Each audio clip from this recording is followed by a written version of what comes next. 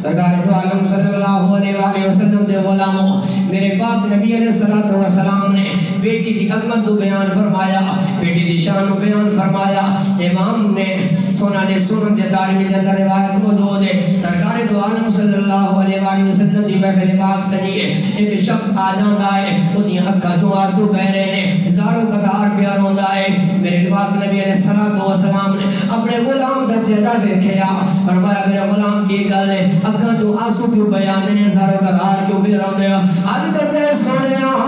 میں اپنی بیٹی دی یاد آندی ہے، اپنی بیٹی دی یاد ستاندی ہے سونیا، جدو بیٹی یاد کرتا ہے اکھاں تو آنسو آ جاندے نے۔ میرے لجپال نبی علیہ السلام نے فرمایا میرے غلام بیٹیاں دا ہر ایک نو یاد آندیاں نے، اگر بیٹی اس سسرال دے گھر میں چلی جائے پھر بھی باپ یاد کر کے روندا ہے، کیونکہ ان کو چراغ نظر نہیں آندا جڑا صبح اٹھ کے باپ دا حال آ کے پوچھدا ہے، وہ بیٹی نظر نہیں آندی جڑی صبح سویرے باپ دا حال پوچھ لیندی ہے۔ تے ہر آدمی روندا ہے، عرض کرتا ہے سونیا بڑا عجیب ماجرا پیش آیا، سونیا عجیب قصہ سامنے آیا، سونیا رب نے میں نے اولاد عطا فرمائی ہے، جب میری بیٹی گھر کے اندر پیدا ہو گئی ہے، بیٹی چلن لگ پئی، میں اپنے سین کے اندر انگلی پکڑ کے چلاندا رہا، میری بیٹی میرے سینے تے کھیلدی رہی، میں اس سے پیار تے محبت کا اظہار کردا رہا۔ ایک ویلا وہ آیا، بیٹی جوان ہونے قریب ہونے لگ پئی، میرے دل کے اندر خیال آیا او ظالما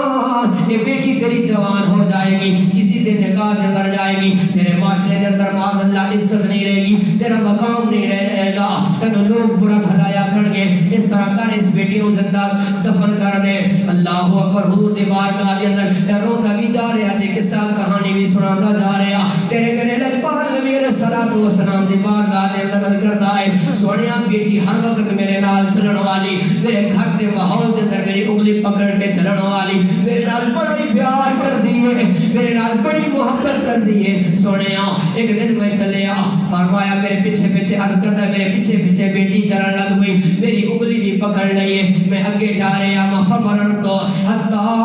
اتیت علی بئر من اہلی، سونیا میں اس مقام تے آ گیا، میرے گھر دے قریب کنواں موجود ہے، میں اپنی بیٹے کے قریب جگہ کیتا ہے، بیٹی مجھ سمجھ آ گئی ہے میرا ظالم باپ میرے نال ظلم کرنے والا ہے، میرے نال ناانصافی کرنے والا ہے، میں تو زندہ درگور دفن کرنے والا ہے۔ سونیا روئی جاندا ہے، اکھاں تو آنسو بہائی جاندا ہے، آہو فغاں کرے جاندا ہے، میرے آقا دے دربار دے اندر کردا ہے سونیا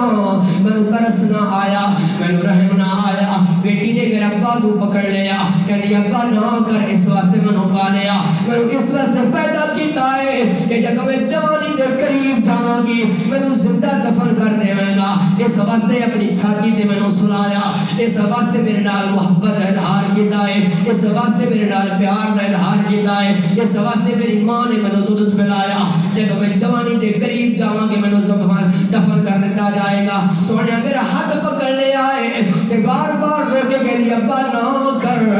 نہ کر یا ابتا دیا سلامہ لگا دیے، لیکن میں اتنا ظالم ہو گیا، اتنا میں بدماش ہو گیا، اتنا میں بدکار ہو گیا، میں اس بچی دیا آہو فغامہ نہ سنیا، وہ دبا ویلا نہ سنیا، وہ دا ہاتھ پکڑیا تے کوئے کے اندر سٹیا، جب کوئے کے اندر جا رہی ہے یا ابتیا دیا سلامہ لگا دی پئی ہے، کہتی ہے ہائے ابا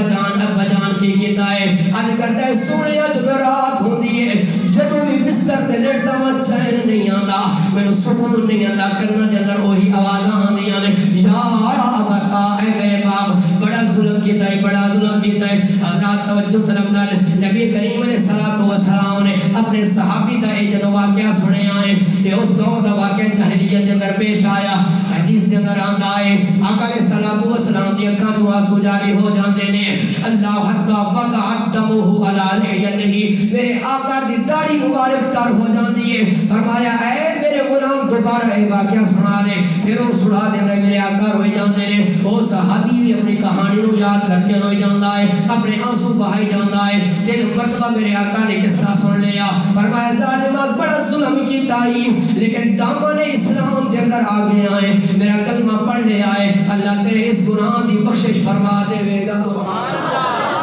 توجہ طلب ایک